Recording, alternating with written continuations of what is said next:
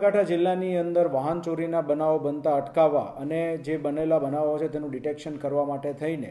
એલસીબીની ટીમોને કામે લગાડવામાં આવેલી હતી. તેમાં એલસીબીની ટીમને માહિતી મળેલ હતી કે રાજસ્થાનના ઉદયપુર જિલ્લાની એક ગેંગ છે જે પોતે શાતિર 007 એવું નામ રાખેલું છે અને આ ગેંગ દ્વારા આપણા રાજ્યની અંદર ખાસ કરીને સાબરકાંઠા, અરવલ્લી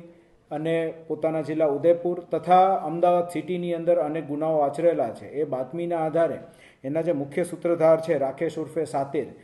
તેની અટકાયત કરી અને પૂછપરછ કરતાં ટોટલ આખી ગેંગ છે 9 લોકોની છે એવું ધ્યાન પર આવેલું છે. આમાંથી 5 લોકોને એલસીબીની ટીમ દ્વારા અરેસ્ટ કરવામાં આવેલા છે અને 4 લોકો જે છે તેને પકડવા માટે તજવીજ હાથ ધરવામાં આવેલી છે. ટોટલ 10 બાઇક રિકવર કરવામાં આવેલા છે, જેમાં 6 અલગ અલગ ગુના ડિટેક્ટ થાય છે અને આ તમામ બાઇકો જે છે એ સાબરકાંઠા, અરવલ્લી, પાલી, ઉદયપુર અને અમદાવાદમાંથી ચોરી થયેલા હોવાનું અત્યાર સુધીમાં કબૂલાત આપેલ છે.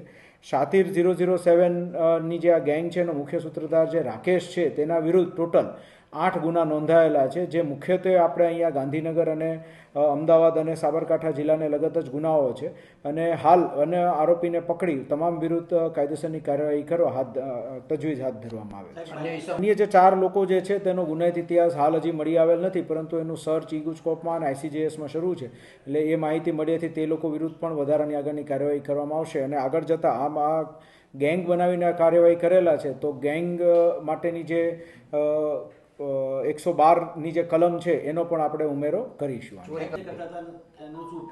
આ બધા જે છે એ બાઇક ચોરી મુખ્યત્વે સ્પોર્ટ્સ બાઇકની ચોરી કરતા હતા, જેમાં પલ્સર, કેટીએમ, એફઝેડ એ બધા સ્પોર્ટ્સ બાઇકની ચોરી કરતા હતા. મોટશોખ માટે થઈને એ ચોરી કરી એમાં ઇન્સ્ટાગ્રામ ઉપર રીલ ને એવું બધું બનાવવાનો આ લોકોનો શોખ હતો અને એકવાર કોઈ બાઇકનો જે ઉપયોગ જે કર્યો છે એ પછી એનાથી એ લોકોને સંતોષ જેવું થઈ જાય એટલે પછી એને વેચીને અન્ય બાઇકની ચોરી માટે થઈને આ લોકો પ્રયત્ન કરતા હતા.